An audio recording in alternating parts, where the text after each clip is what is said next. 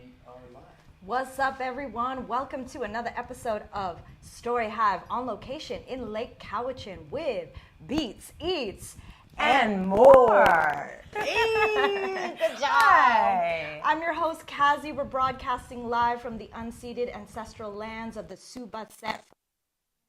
Utmost love and respect and gratitude to the original stewards of these lands and these waters.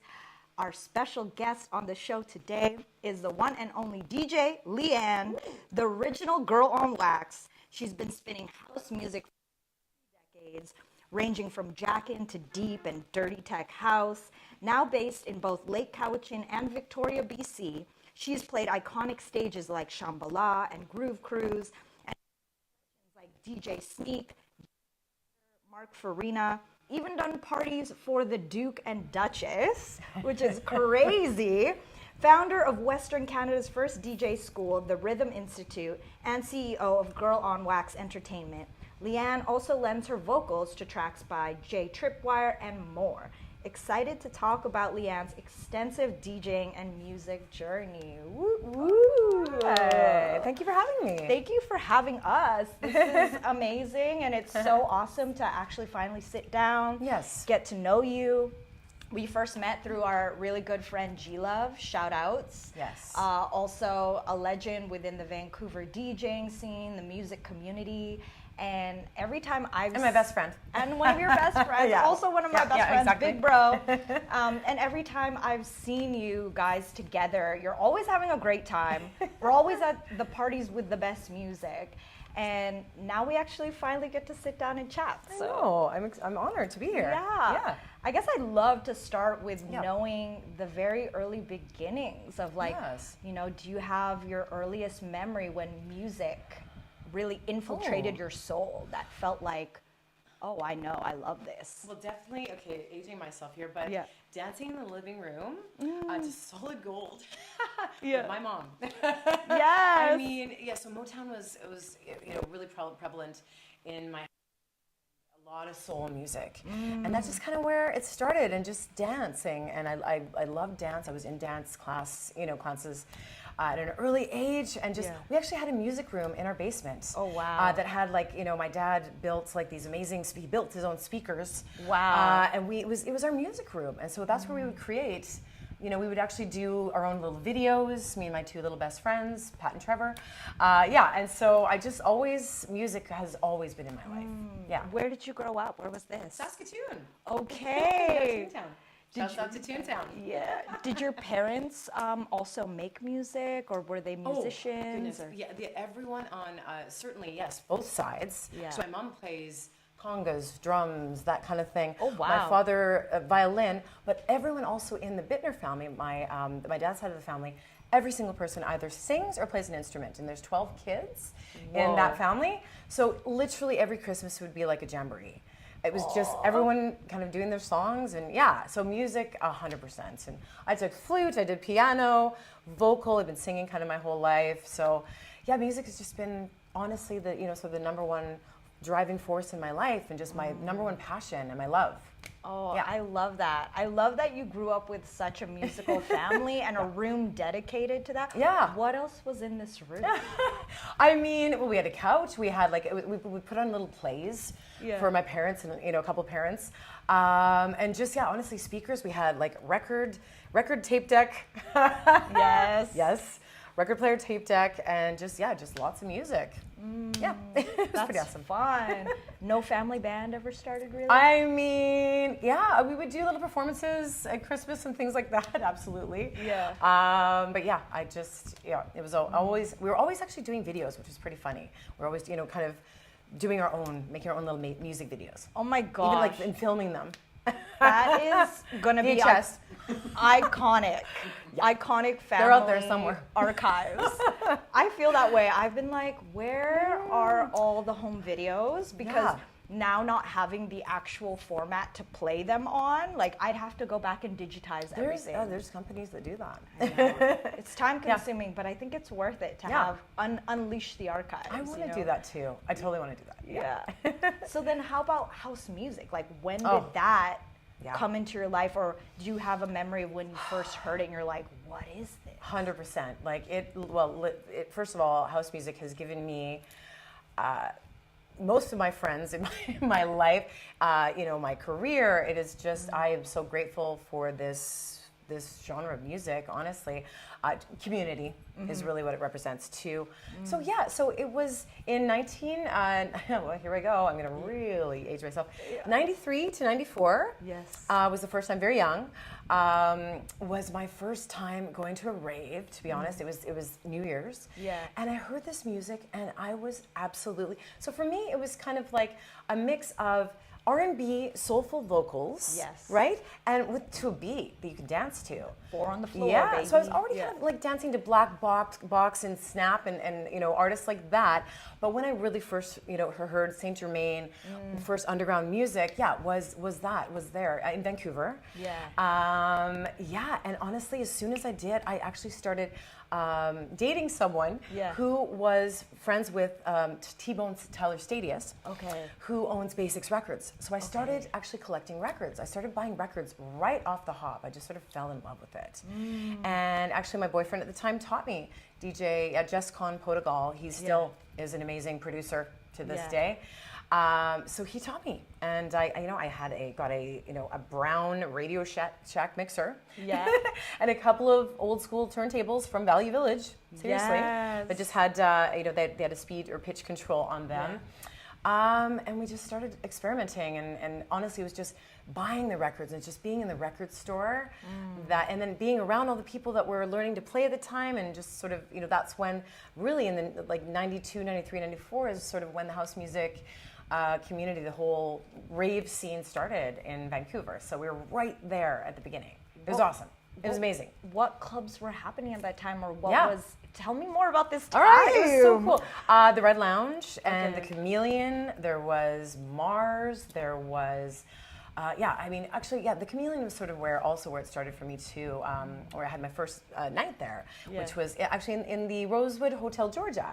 So it used to be, it's actually, I'm not sure what club it is now. It's like, it's a club still. It was in the basement. That was kind of one of our first hot spots. And there was actually house music or breakbeat, drum and bass, different styles, trance, that kind of thing. Every night of the week, actually. In 94, 95, 96, it was just becoming still underground. So it wasn't being played on the radio, but it was building, and we were building this kind of community. We were all kind of in our early 20s sort of thing. Yeah, it was amazing.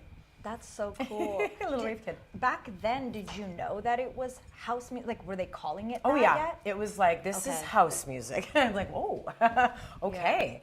Out of Chicago and New York, but Chicago for sure originated there. The warehouses, the first DJs, Larry Levan and all that sort of thing. I really learned actually from Tyler T-Bone Stadius, who owned Basics Records. And Dickie Dew, also two legends in Vancouver, who taught me from, like, I actually got, they had their own radio show at the time too. I kind of learned from people who were in it, who were educated on it. They'd actually been to Chicago. They'd been to New York at that time too. So it was really awesome. I was kind of learning from, definite mentors for sure. That's so cool. I love how, now we live in the day and age of internet, so it's so easy for us to access worldwide music. But what an exciting time to have gone to these places, to have heard it and bring it back, and bring back the records, like the physical music, to be able to play in the clubs and share with people. It's very soul filling, I'll say. Yeah, I love it. I love playing in front of people. I love making people dance. Did you feel at that time too, especially being a female DJ, that was embraced? I was one of the first ones. Little T was, and Renee, rest in peace, Renee. They were the first ones, and we became friends, and it was awesome. Literally, the first females, and it was all the boys. But it was fun. Like, we would go to the record store and just we would all be fighting over the same records. Every Tuesday and Thursday was shipment day. So it was like it would be myself, and literally one or two other females, and all the boys playing. So it was kind of, it was fun. It was fun kind of being part of that. But I was definitely an anomaly at the time. Yeah. There weren't very many. Yeah. Did you feel like the community around you though, like really supported Oh y'all? yes, I really did. That's cool. I know, although I did feel I had to prove myself a little extra hard. Yeah. I was like, girls can throw down too. Yes. So, that is something I definitely felt. I just had to sort of, like, hey, girls can do it too. But I mean, I certainly got a lot of support, and I never felt any pushback at all. Just kind of almost a little bit of shock, which was kind of funny. Yeah. Like, oh wait, you're the DJ? You're not just with the DJ? Yeah, like, yeah. I'm standing behind the turntables. Yeah. And they'd be like, can you ask the DJ to play this song for me? I'm like, I'm actually the DJ right now. And I don't take requests. Right. Unless they're a good one. Yeah, exactly. Oh, wow. Yeah, it was pretty funny. So at what point did G-Love enter the scene? Yes. You know what? And of course, we met on the dance floor. Yeah. Of course, we met on the dance floor. Yeah. That was back in the days of Shine. So Shine nightclub we had a 5-year running Sunday night there. It was like church. Really? Yeah, it was incredible. And it was vinyl. We were playing vinyl back then. What was that night called? And it was packed. It was called Nice Sundays. Okay. And with Dickie Doo and Cotton was the host. And it was packed for 5 years, every Sunday. Yeah, it was pretty awesome, and we're grateful for that time. It was just a beautiful place, a very diverse crowd. Definitely the first place for LGBTQ plus, sorry. Yeah. Terrible. That's okay. To feel comfortable. It was definitely an open space. It was a beautiful time, and it was definitely a celebration. It was just like a place to just let go of your work week, even though it's Sunday night. We ended at midnight. Yeah. Those are really special times, and that's where G and I met. G-Love, DJ G-Love, yes. Oh my God. And it just was. It's like it's on. We Iconic. love the same music, and just I mean. Yeah, so then, proud of him. How did you start Girl on Wax and, sharing now this passion with others by also teaching as well? Which I love. I love teaching. I guess I was DJing a lot, and I was like, I kind of need to clone myself, because there's a lot of events that also almost call for a female energy, a feminine energy perhaps to the event. Like let's say it, even like retail or just that kind of thing. And so there weren't very many other DJs there, so I actually started training some of my friends. And then I was also meeting other DJs who were learning how to DJ at the time, and I just started hiring them, really. And Girl on Wax, wax meaning vinyl. I do have to explain that actually to a lot of people, because people are like, "Do you wax eyebrows?" I'm like, I do not, but you don't want me waxing your eyebrows. Wax on, wax off, all sorts of jokes. Yes, no, but I do have to explain like wax. The kids these days, they're not getting the whole wax thing. Wax meaning vinyl. So that's the name of my company, Girl on Wax. Although I have male DJs also in my crew, in my team. So I would just kind of train them and just start hiring. I just started hiring them, and things got busy, and like we were doing corporate and weddings, and there's DJs everywhere. I mean, we do book openings. We do, the Bay. We were the first DJs with vinyl at the Bay. Wow. Some of the grandmothers did not like it. They would, walk past me. Others would be like, "Yay, there's music at the Bay. This is so cool." So that's sort of how it started, and just kind of it's grown from there. So that was about 2007 is when I started kind of hiring other DJs, because it was just too much for one person. So it was awesome. That's so cool. I could also imagine that, as also one of the, in the early beginnings, one of the only female DJs that people were seeing. Yes. That like you were the go-to person. Yeah. And therefore it was like, okay, I need to actually get some help here and share the knowledge. And also those that like love music, giving them the skills and the tools to learn how to share that as well via DJing. That, now I have to say, I love teaching so much. I've actually made so many friends from that. Some of my 20-year friendships are from teaching them, a shared love of the music. But what I love seeing is I've seen a lot of, sort of my students perhaps come out of their shell or just seeing them, learn a new hobby or whatever they want to make of it, and excel at it and feel good about themselves learning, a new musical hobby. And I've even seen, DJs or people go from maybe an introverted person who would never imagine themselves playing in front of people or doing any sort of performance in front of anyone, actually become really big DJs and get over that hump and have this be their foray into not being so scared of perhaps being around people or being in the spotlight or performing. Yeah, it's been pretty amazing just to see some people really come out of their shell, let's say. Yeah, it's been awesome. That's cool. Yeah, I love it.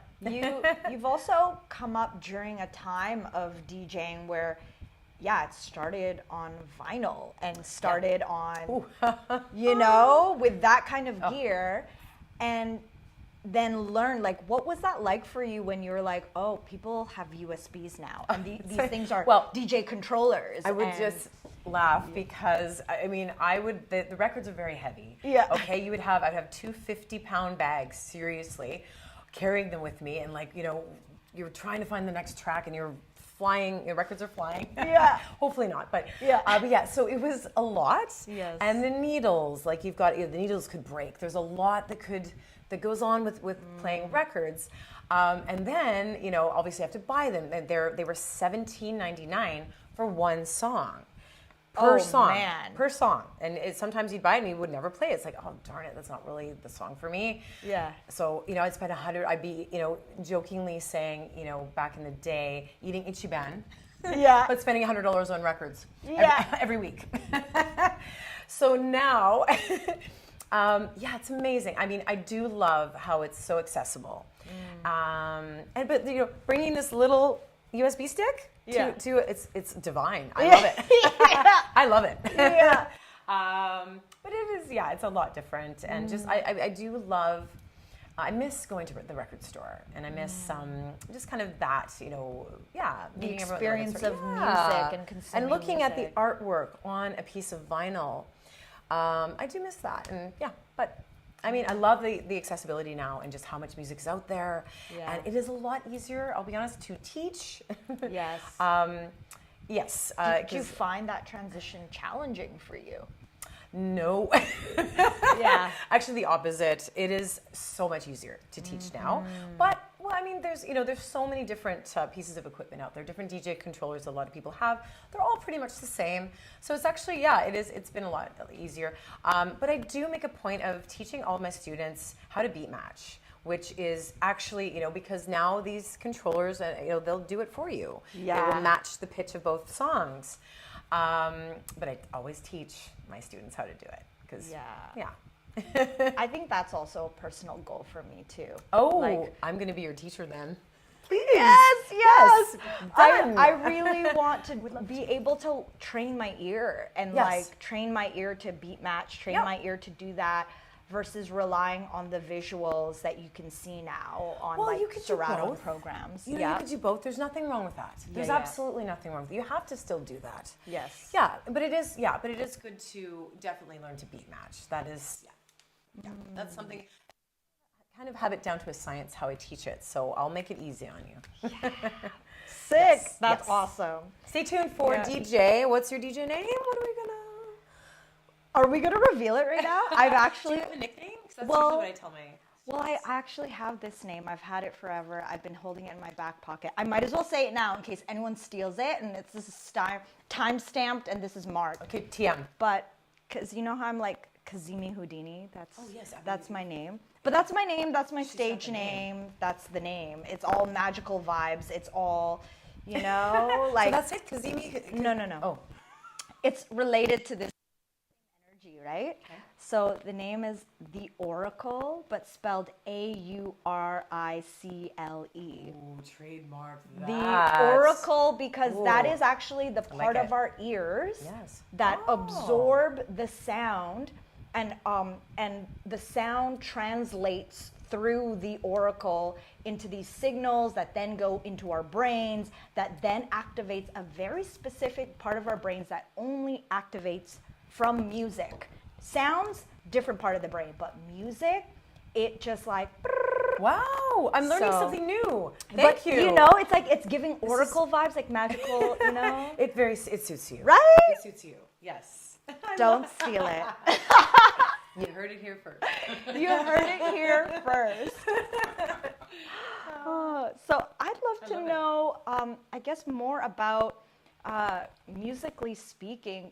Who are you inspired by now? Like, especially seeing how house has evolved since the 90s.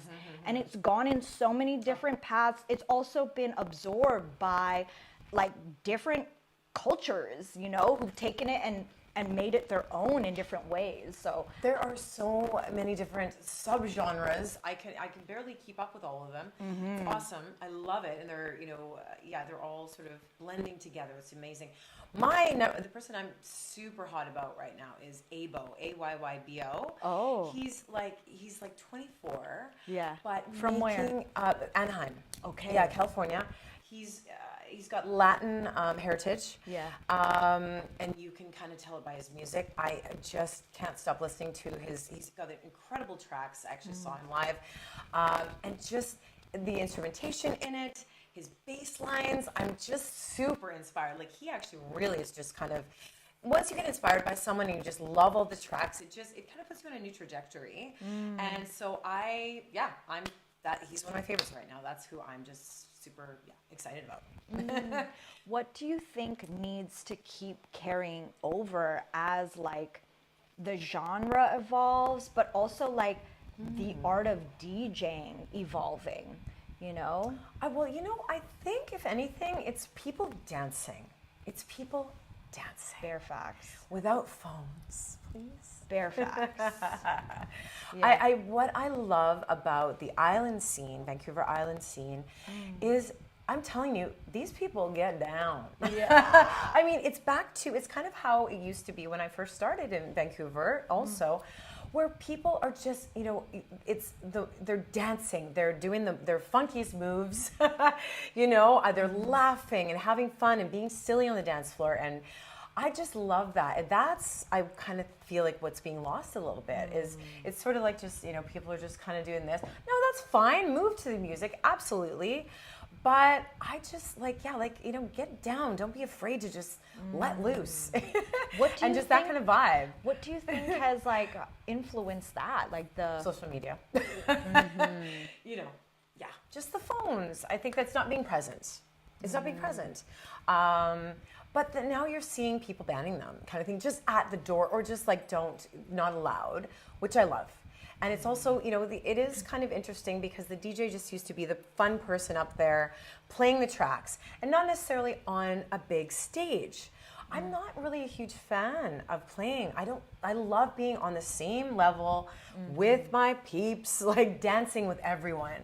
I prefer that rather than kind of being on stage with bright lights on me. I'm not a huge fan of that. That's just me. Yeah.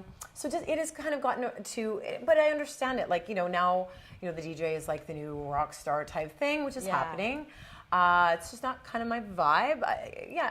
If you're standing and watching them, please dance.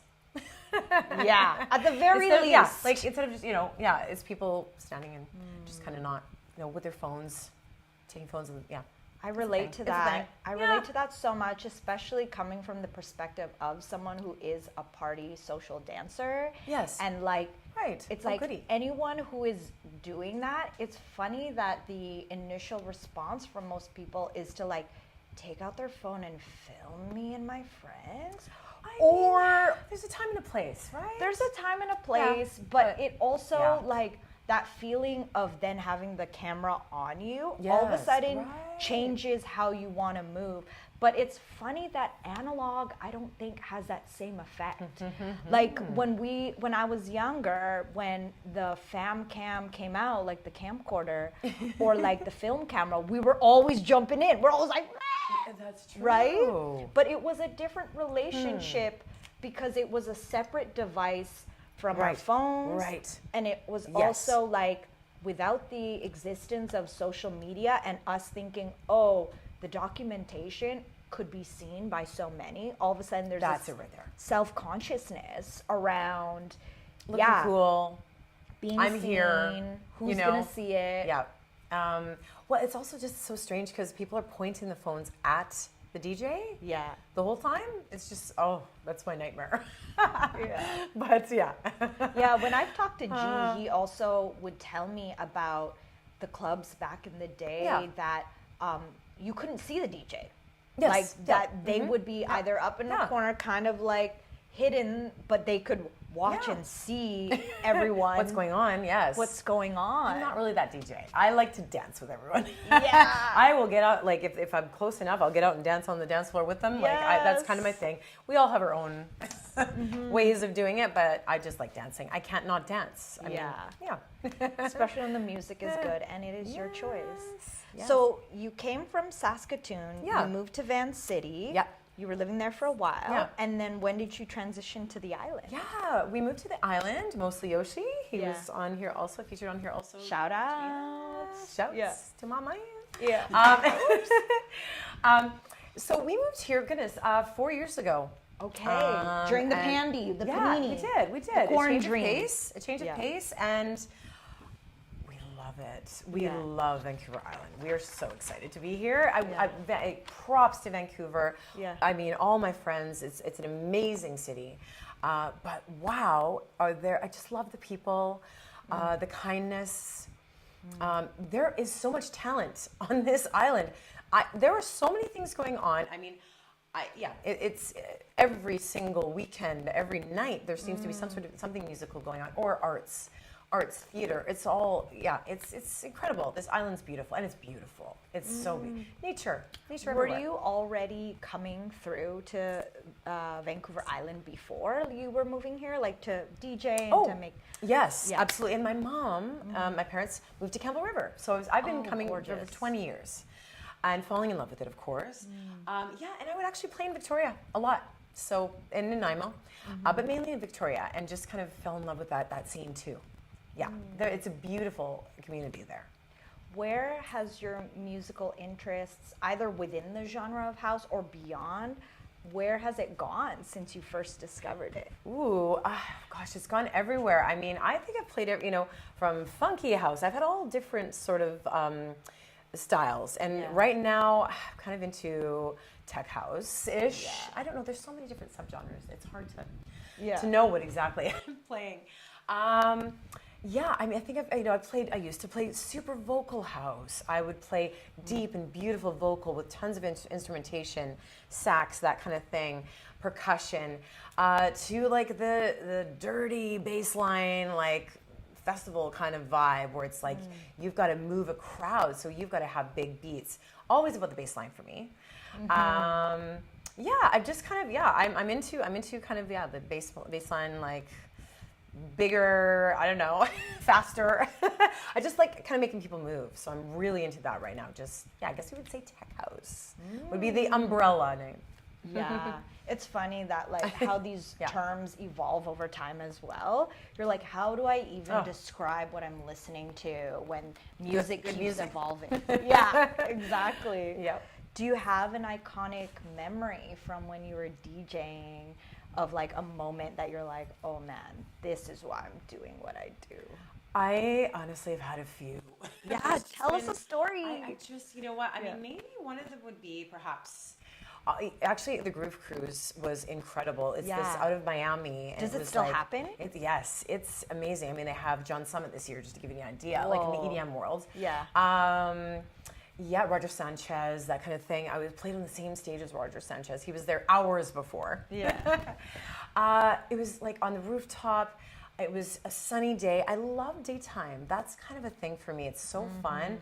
It's a feeling. It is, house music is a feeling. Yeah. It really is. I can't explain it. It's just a connection. It's such a beautiful connection. And we're all sharing it at the same time. It's like, it's something I wish I could bottle. But it's just soul filling. And it's like we're all kind of grooving. We're grooving at the same time. There's There's just something. There's something magical. There's just something a little extra that goes on. And often it seems to happen. A lot of times it's been daytime sets. Also, like I would do a lot of sets actually in Maui. I was playing in Maui quite a bit, and we would do these daytime beach parties. We did silent discos, which was so fun. Yeah. Which is a whole other thing, where you're kind of in your own world, but you're also in unison, dancing with people. It's so fun. Yeah. It's so nice. The sound quality wherever you walk. Yeah. Like when I go to a club or a party, I'm always trying to find the spot where the audio and the high fidelity is just there. In the middle of the dance floor, usually. Exactly. Yeah. And what's dope about the silent discos, you had the headphones on, so it literally is always good. It's awesome. But then you can just but then you won't talk to anyone. You're just sort of in your own world. But it's then fun. The great part is So fun. when you do want to talk to someone, you can actually hear them. You're Yes. not yelling. Oh, that's you just right. like take off the headphones. And you're like, hey, what's up? Blah blah blah. And you're like normal audio. And then you look around and you see everyone. Have you done the silent disco people look where crazy. It's people look like they're because there's no music playing. Okay, so there's a whole bunch of people. Yeah. And they have headphones on. And they're all dancing. Sometimes there's different DJs playing, so people are dancing to different tempos. Yeah. Because you could switch And the channels. Yes, you can switch the channels on it and listen to different DJs. Yeah. And it just looks like a bunch of people who are, I don't know, it's just so funny. You're laughing too because you're dancing to one thing totally different than your friend who's right beside you. It's hilarious. It's fun. My favorite is when one half of the group, like in unison, start singing one track and then the other half is doing something completely different. Yes. Yeah, it's awesome. It's awesome. It's awesome. I love it. And you can do it anywhere because there's no noise pollution. And you can do it anywhere. Yeah. Groove Cruise. I gotta put that on my list of like future ones. It is definitely a must. I think, it's like 6,500 people, something like that, on your own, literally like Princess Cruise Line cruise. Like a big like cruise. A big cruise ship. Yes, it's amazing. And all ravers. It's so awesome. how many days was that when you got to go? It's 3 days. 3 days. And just incredible themes and just like, you're costuming three or four costumes a day. It's awesome. Yeah. It's awesome. What was the theme the year you got to go? Well, actually every day, like every single day is a different theme. Okay. So there was tons. Bring lots of wigs.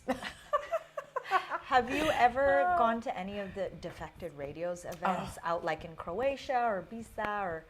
That is bucket list. Me too. Okay. We should go. Yeah, with G. Croatia. I've told G that. I was like, we Yeah. got to go to one of these sometime. Yes. It happens in October. I know. I've got a friend who's Yeah. going. I also Yeah. have you heard of the Casa Casa Holiday Ooh, no. event? Sounds good. That one happened in Mexico. I think Tulum maybe or no? I think they did it in Playa one year, Oh, and then nice. they also did it in, I want to say, Puerto Rico. But yeah, they are really dope, and they're also like connected to. And this is how I feel about house music and dance. Like, there's a whole vibrant house dance community. Yes. You know, house dancers who've Oh, yes, evolved dancers. from the club, Yeah. who then are Professional. Yeah. Yes, and also that there are battles and workshops Oh. and things that are happening worldwide.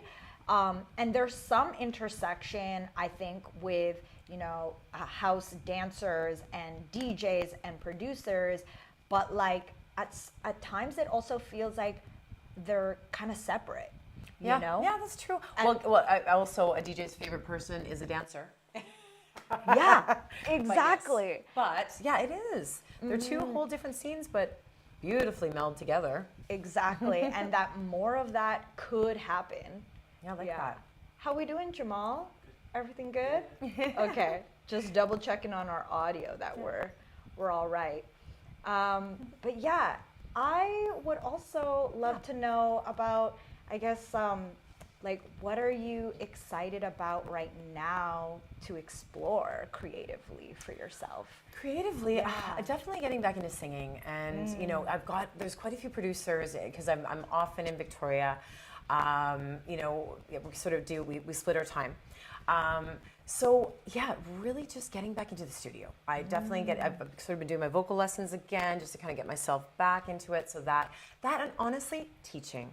So I am absolutely going to get back into teaching DJ lessons. So that creatively, I've already got students lined up. They're waiting. So I'm just looking for spaces right now, actually. And it's one of my favorite things to do. So yeah. When you got to do vocals for artists like Jay Tripwire, like how did that happen? And mostly Yoshi. Yeah. Hey, I sing. Guess what? I sing. I'm looking for vocalists, and guess what? I sing. No. But yeah, so also actually Mikey V, one of my very favorite producers and vocalists in Seattle. He's out of LA. He's literally one of my favorite producers, and vocalist, male vocalist. He has asked me to do some vocals for him. So I've gone so that's fall, winter, that's kind of some stuff I'm going to work on. And yeah, that's definitely where I can't wait to get back into the studio and do that. Yeah. Other than singing, do you produce? You know what? I do, sort of. So it's I kind of have my engineer. Yeah. So I definitely collaborate with tracks. For me, because with my Girl on Wax, my DJ company, I sit in front of a laptop 10 hours a day kind of thing. So I just, I kind of want to be on the computer more. I will someday end up, Ableton. I do know my way a little bit around Ableton. Yeah. But I'm just anytime I have away from my computer is kind of a blessing. Yeah, I get it. So that's why I'm kind of, I'll collaborate with someone. I will make music, I'm sure, at some point in my life. Yeah. But if anything, I just kind of, here's what I want. I have my engineers. We work together. They're great. I just kind of sing what I want, and that's how we sort of create. And I'm on the keys, kind of thing. Yeah, on the push, Ableton push, that kind of thing. So it's fun. I think that's even better. It's awesome. My whole thing has been do the parts that you love and be the master at that, and then work with others who are in the master of their lane, and then learn to work together, because it's also way more fun. Yeah, to be working as a team. Oh, I know. It is so fun. It is so fun. Yeah, that's why I love teaching too, because it's two of us curating DJ sets together. So it's awesome. What do you Which we'll do. Which we'll do. DJ Oracle. Stop. What do you want to see out of the future of DJing? Oh my goodness. Well, I guess it's getting big and bigger and bigger. For me, it's just the more the merrier when it comes to house music. Join us. Yeah. Join the cult. Join us. Yeah. Join us. No, I'm kidding. I just think house music represents community. It represents diversity. It represents, everyone is equal. Everyone is welcome. It's kindness. It's love. It's openness. It's, I don't know. I really, the more people that tune into it. Now, there's the kind of the EDM side of things, which is on a much bigger scale. I kind of hope it comes back to the roots of what house music really truly means and the community aspect of it. There's really wonderful festivals going on that have the Burning Man mentality, which is no money exchanges hands. It's kindness. Yeah. Everyone's generosity, an active participant. Yes, exactly. And they're working in teams to create art together, to create music, to create stages, it's pretty amazing. So I kind of love that whole vibe, I guess. It's just getting back to the whole community aspect, and just maybe getting back to where the roots of it all, dancing and celebrating together. And kids and family, parents and everyone. We do there's a lot of kid-friendly events that we do in Victoria and across Island also. And it's pretty awesome. I guess that's kind of what I hope for. Have you gone to Chicago or New York for any house music events or anything specific? No, I haven't done Chicago. Oh, wait, I did. What am I saying? I did do Chicago. Yeah. But this was back in '98. I was part of the Little Fair tour anyways, and I went to Gramophone Records, which was amazing. I didn't get to go out in Chicago. So that is definitely bucket list. Yes. New York, yes. And it's hard. It's almost bad for me to go there because I never want to leave. It's thriving. It's still happening there. It still feels it feels underground there. So it's amazing. What would you say are some of your most highlight moments throughout your DJing career? Either if it was a gig or, I mean, I guess, yeah, I think playing in the different cities, getting a chance to, oh my goodness, travel. I love me some beach. Beach. So tropical has been really, to go to a tropical destination, to play music in a beautiful location for people who are just, loving house, people who love house music, who kind of get it and love it. That's been a huge joy, just be able to travel and play the music. I'm actually really excited. I get to travel to Greece, to Sifnos, Greece, to DJ in October. Oh my Extremely gosh. grateful. Please know that. I just got hungry at the thought of Greece again. Yes, very excited. So I think that's kind of what's been exciting. More of that. Yeah, so highlights. I'm trying to think. I guess I think playing just for people in different countries, honestly, and just like all sharing. It's funny whenever I go to a different city, house music. It's like we're all kind of on the same page. It's like definitely my community. So yeah, just meeting like-minded people. Let's say. Everywhere. Especially when you don't even speak the same language, like it's verbally. Yeah. And then you connect over the shared language of music or dance. Absolutely. And then you try to talk to each other and you realize, we're actually can't.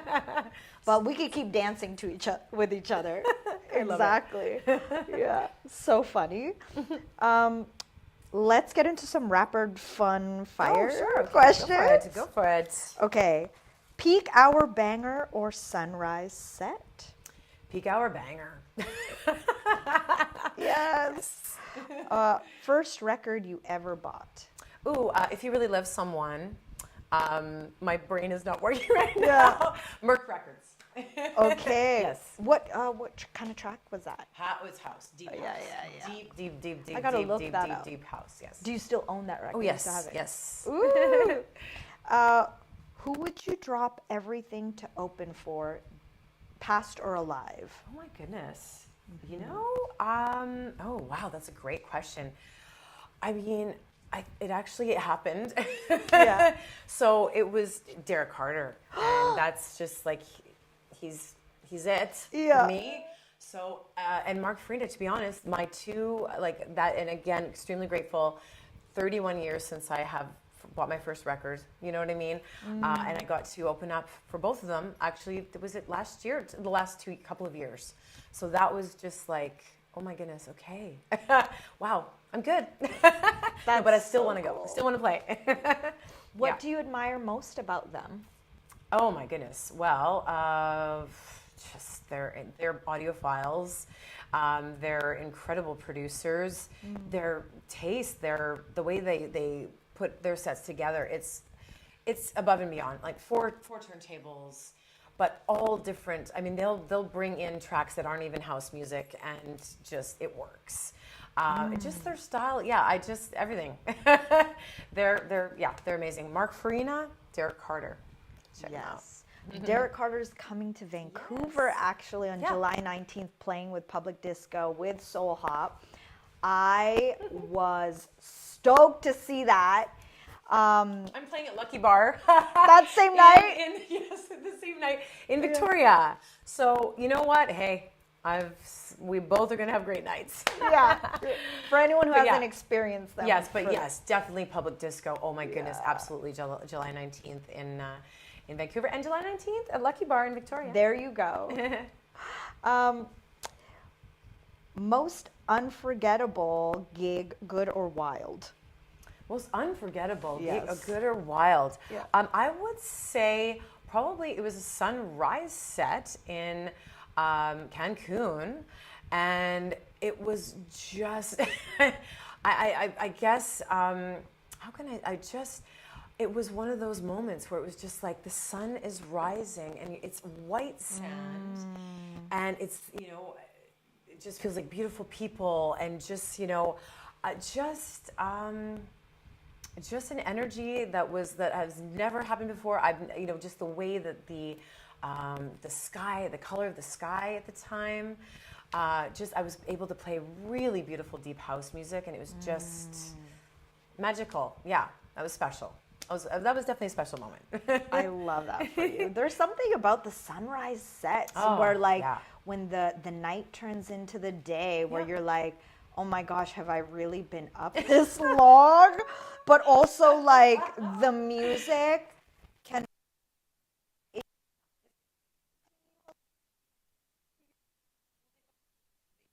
They do sunrise sets where it's like you can go to sleep And wake up and check out, like with coffee. They have all these sort of coffee house sets now.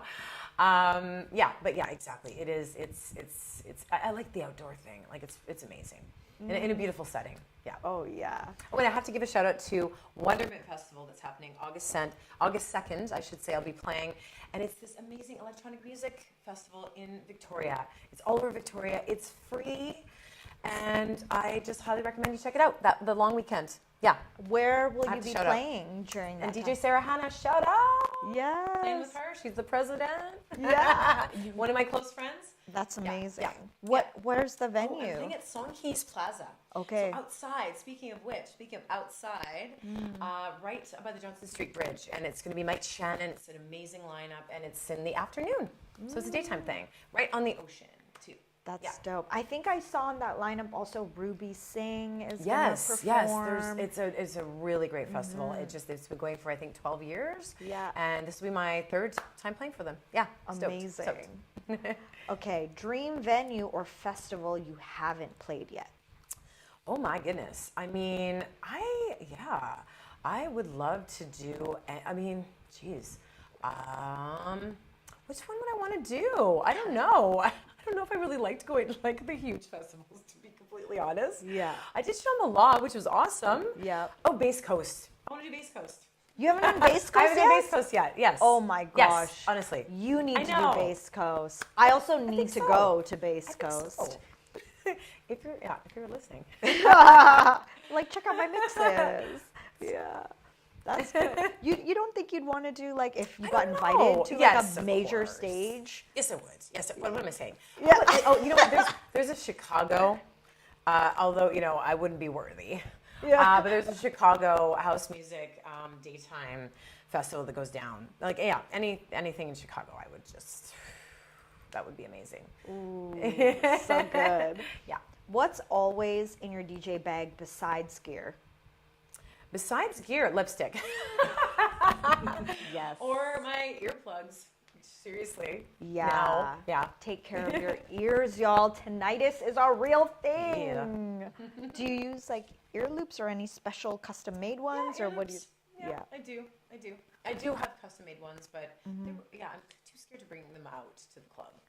Real, like in case you lose them or something? Yes, they were form fitting to my ear. So I just use the loops. Yeah. They look much better too. Yeah, ear loops has seriously changed my ability to stay out.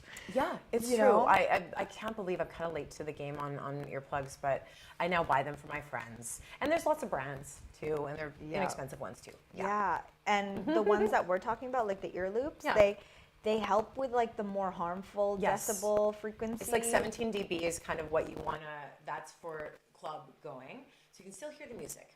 Exactly. Yes. Anything more than that, you're just really going to cut out a lot of the music, but it's perfect. It's just perfect for your hearing. Yeah. And even if like for anyone who experiences like sensitivity to high stim environments, stimulation environments, sometimes I wear them when I'm just like going for a walk outside, and it just like feels like a hug. Keep them out when you're crossing the street, please. No. Yeah. Seriously. Be careful that way. Yeah. Go-to post-gig snack or meal? Oh my goodness. I am a vegetable freak. Yeah. I know. It's so, or I don't know, like hummus and veggies, let's say, just for a little protein in there. If you love all veggies, tell me the vegetable that you do. I read a thing on gut biome and how you should have as many different vegetables in your body for a good gut biome. And so I took that to heart, and I have as many vegetables as I can all the time. When did you become a vegetarian, or have you always been? In 1992. The standard there of knowing, like, versus store-bought vegetables. Yeah. All about the farm stands. Oh, so good. The first time I touched turntables, I felt blank. Oh my goodness. I have a lot to learn. Whoa. 2 different songs in 2 different ears? Yeah. Yeah. That. Yeah. Yeah. Takes training. My first lesson was with table tutors, shout outs. Yes, great. Yeah, of which course. you've done a lesson. I taught at table tutors. Yeah. Yes, wonderful. And Shout out to that them, was literally the feeling that I felt where I was like, wait, what's in what ear? 2 different songs in 2 different ears. It's a thing. And that your brain One's was loud, just like, one's in the headphone. the brain was like cross-wired. It's why would you ever do that? You don't want to do that. I actually had a tent at a festival recently where I could hear 2 stages. Not fun. Not fun. You're like, who set up Not the good. sound Like, for I was this? like the DJ and me was just no, and they're not on beat. That's so funny. That's actually a Yeah. really interesting concept almost of What? like sorry, my brain being like, if there were 2 DJs. Got this. So good. Okay. A track that always brings me back to myself is Oh my goodness. Oh. Ugh. Kings of Tomorrow. Finally. okay. It is. It's my song. It's many people's song. It's beautiful. Please listen to it. I will. Yeah, it's very special. It brings emotion. I actually almost get emotional thinking about it. Actually, Julia McKnight, the singer. It's an incredible. It's one of the most beautiful songs, beautiful deep house songs ever written, in my humble opinion. Do you remember the first time you got to hear it, and Oh, where you gosh. were? And I mean, I remember so many times I've gotten to play it, actually. Or someone else has played, another DJ's played it. Yeah. And everyone's singing along. And also I even played it at a friend of ours' memorial, to be honest, at a celebration of life. And that was special. We all were singing it too. It's just, it's an incredible song. Yeah, it's an incredible song. Listen to it.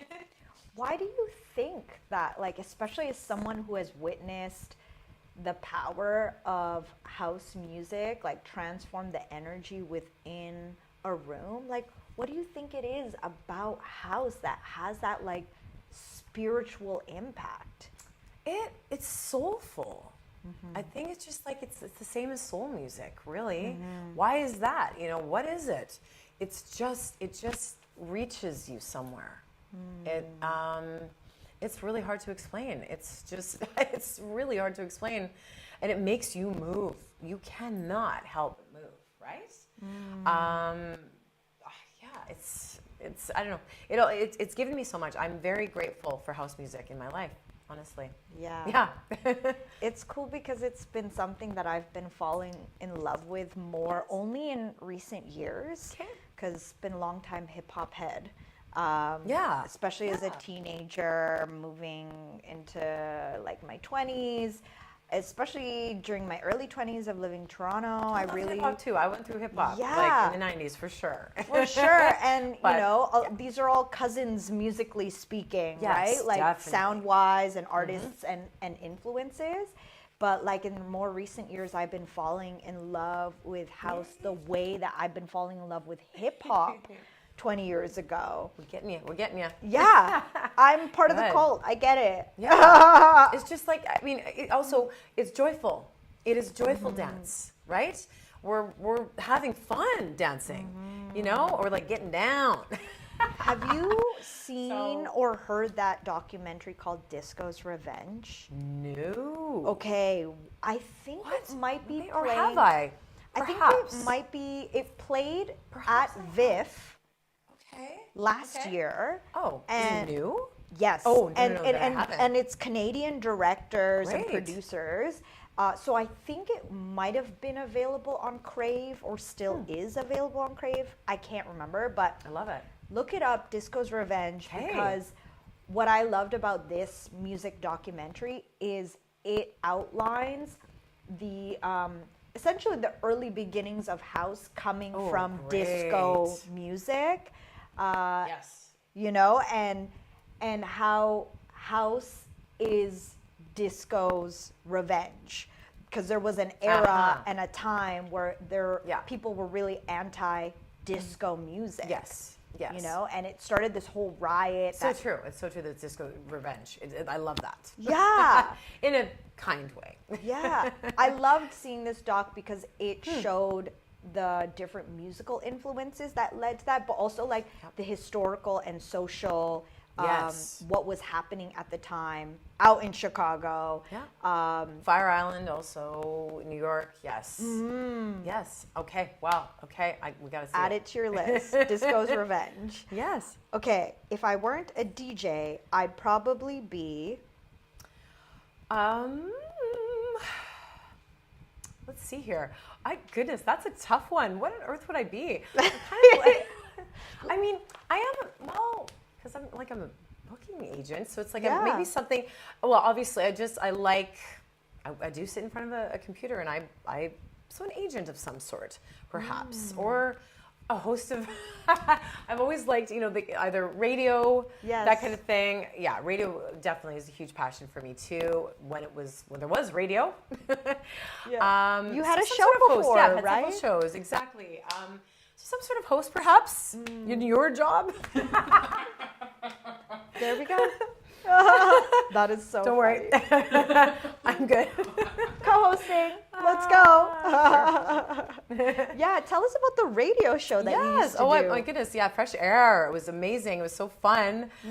We had Mark Farina on. Like, it was midnight to 6 a.m., sometimes midnight to 3. Yeah. 96.1 FM, Vancouver. 2000 to 2004, we did this commercials. We had, DJs every week. It was awesome. We bring in it was kind of a stale-looking radio station, real radio station. So we'd bring up tapestries, and we would, tape up these tapestries and just, disco it up. Bring our LED lights in, or disco ball. There was no LED lights then, and really, anyways. And it was awesome. And we would just bring our turntables. It was all vinyl. And all the DJs that would come into town, they play at the club, or play at our show, and then go to the club, do a little interview, and then go to the club, or vice versa, that kind of thing. It was awesome. It was really fun. I love that. Yeah, it was rad. I miss radio. I miss it. And I did a couple more shows too, like streaming and stuff. I miss it, yeah. Well, I mean, there's streaming. There's Twitch. Yeah. Right? Yeah. It's true. And things have gotten more accessible to the worldwide audience. Worldwide audience. Right now. Yeah. One sound I'll never get tired of hearing is... Oh, a kitty purring, of course. My kitty especially. Yimmy. Locked up in a room right now. Whoops, sorry. Or hummingbird. Oh. Hummingbird wings. Yes, those are my two favorite sounds. It's so interesting on this trip, like going down the island and connecting with people. I feel like the hummingbird has come up. Well, I've got several times. A boy. I've got one. He's I've got a pet. Like the hummingbird comes around. Oh yes, no, he's our pet. Yes, he's big red. Yeah. Oh, it's so sweet. Yes, kept him alive the entire winter. Like bringing in his hummingbird feeder to warm it up. The whole thing. He's our sweet little boy. He's so sweet. Wait, what do you mean? He won't let anyone else. He What? won't let any other hummingbirds into our. Yeah, it's his. So. What are we talking about? What do you mean? Oh, sorry, at his hummingbird feeder. Okay. Yes. You set one up and then he appeared. And he just appeared. Yeah. We got a pet. So magical. I want to connect you with a hummingbird. Yeah. The island. I also really want to, my dream is to have a connection one day with a horse. Ooh. We look into each other's eyes and there's a sacred knowing, and that we could ride off into the sunset together. Absolutely, I see it. You could do that. Yeah, I have to learn how to ride a horse first. Yes. Oh, horses are so special. The most important lesson music has taught me is togetherness. Togetherness. Yeah, just celebrating. I don't know. Togetherness. That's kind of the word that comes to mind. Just the feeling. Yeah. The biggest lesson I've learned being an entrepreneur. Oh, okay. Oh, I like that. Yes. Oh, sorry. No, sorry. My bad. My biggest lesson. Sorry, I thought you were saying. Okay. Yeah. My biggest about being an entrepreneur. Just to be on it. Let's see here. I mean, I'm only as good as my team. Yeah. Straight up. I'm only as good as my team. And I'm so lucky I have an awesome team of DJs and musicians, sax and percussion too. Ooh. Yeah, in both Victoria and Vancouver. And and anyways, they're awesome and just, be a kind boss. And just pick away at your emails. Honestly, they pile on. Just do it. Just answer them. Yeah. Yeah, just answer them. Yes. Something most people would never guess about me is. I don't know. I wonder. Never guess about me that I'm a cat lady? No. Yeah, you could fit the type for a cat lady. A self-proclaimed and proud cat lady, cat woman. Yeah. Perhaps. Yeah. That's it. There it is. There's your answer. If you never thought she was a cat lady, So now you know. Now you know. Yeah. I'm proclaiming it now to the world. Oh my gosh. I love it. Leanne, this has been so fun. You're fun. Yeah. And I'm gonna be your new DJ manager. Yeah. By the way, DJ Oracle, you heard it here. We'll discuss the terms afterwards. But you heard it here first. No. If people did want to get involved with what you're up to and what you're doing, where can they learn more information? GirlOnWax.com. Yeah, that's kind of me. And or DJ Leanne, everywhere. Instagram, that kind of thing. DJ Leanne. Yeah. As I guess like an agent, like how do you acquire talent? Hiring, by the way. Definitely hiring DJs right now, for sure. On the island, definitely need more DJs on the island, and Vancouver too. Yeah, So please feel free to. Well, you're asking me how I acquire? Well, really, I kind of do auditions, sort of thing. I just meet them and just see what they're about and that kind of thing. We just see if we jive, and it's really about and if they're open to playing, because my company is more corporate and weddings, things like that. So you have to be an open format DJ. Yeah, for sure. Yeah, because that's dealing with a lot of people's other music tastes and stuff like that. Yes. Yeah, we have for example, like 5 weddings we had on Saturday type thing. It's awesome. Yeah, it's wedding season. It's great. People get married. I love it. We play music for people to celebrate. It's so great. Yeah. And celebrate their love. Yes. That's dope. Yeah, it is. It is. Yeah. Jamal got to play a really great wedding DJ set last year for our friend Milo. Oh, he got married on the island. Oh, awesome. And he's a jazz musician, so they have a very eclectic music taste. Yes. And Jamal got to play like he was in the club, but for a wedding. Yeah. It was so well Go Jamal. Yeah. Weddings. I mean, wedding DJing is the toughest job as a DJ, but it's so rewarding because you're making. You've got the kids dancing. You've got all the wedding party dancing. Then you've got like grandmas and parents. Like it's awesome. And bringing them all together to celebrate. I love that. What I love about it too is that it's also a lot of people who don't normally go out. Yeah. So for on the them, dance floor too. It does. It's awesome. Hilarious. What advice would you like to give to anybody who is like up and starting or wanting to get into DJing? Ooh, definitely. I would say if you can, either take a lesson or watch something on YouTube where you're learning the 4/4 time. That's really important. Because that's how you learn the structure. You're learning the structure of the music and how to actually mix it properly, to when to bring it in and take it out, that kind of thing. But also, I always say, put together genres of music. Try to stick to one genre in the beginning. When you're first doing your first set, one tempo, one genre, because it can be very hard to try and mix. Open format is quite tough. So kind of start with that. Start with let's say I'm going to learn to do a house set and just go on that and learn and sort of put your set together that way. So that's just some tips. Yeah. Any DJs or artists right now that you're very stoked about that you think everyone should know? Yeah, well, I mean, I think just there's so much talent everywhere. Oh my goodness. Yeah. Honestly, Abel's kind of my number one right now. The Illustrious Blacks, I think they're called, out of Chicago. G just showed me them. They are incredible. So I'm kind of all over that. Yeah, those are two. Love it. Well, our hour went by like so fast. This was so great. It was really cool getting to know a bit more about your story. Thank you. And just like, I really admired that you have been in the house world this whole time and have been holding it down and continue to hold it down, Leanne. Well, I'm grateful. And thank you for